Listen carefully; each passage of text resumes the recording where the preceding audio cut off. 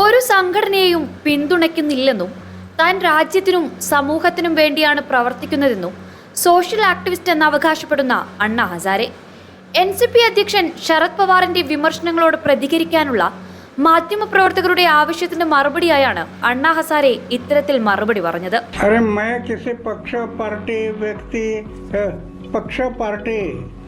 इसमें कभी गया नहीं.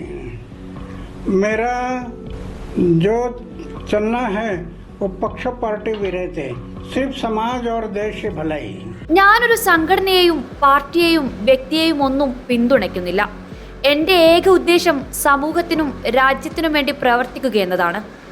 ആളുകൾ എന്തും പറഞ്ഞോട്ടെ, അതെനിക്ക് പ്രശ്നമല്ല. എല്ലാവർക്കും സത്യം അറിയാമെന്നാണ് അണ്ണാ ഹസാരെ പറഞ്ഞത്.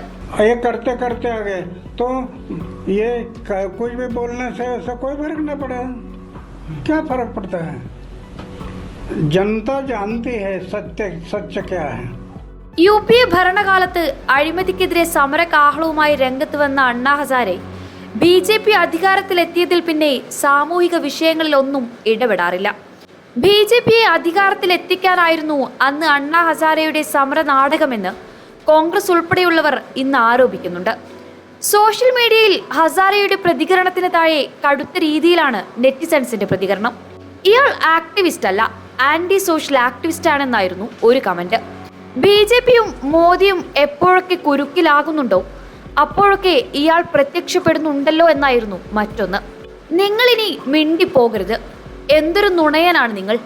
BJPയിൽ നിന്ന് 2012 വൻ തുക വാങ്ങി ലോക്പാലിന്റെ പേരിൽ സമര രംഗത്തിറങ്ങിയ ആളാണ്.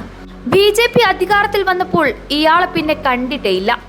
ഇപ്പോൾ ഇയാൾക്ക് ലോക്പാലും വേണ്ട. മഹാ തട്ടിപ്പുകാരൻ തുടങ്ങി നിരവധി കമന്റുകളാണ് നെറ്റിസൺസിന്റെ ഭാഗത്തു നിന്നും ഉയർന്നത്.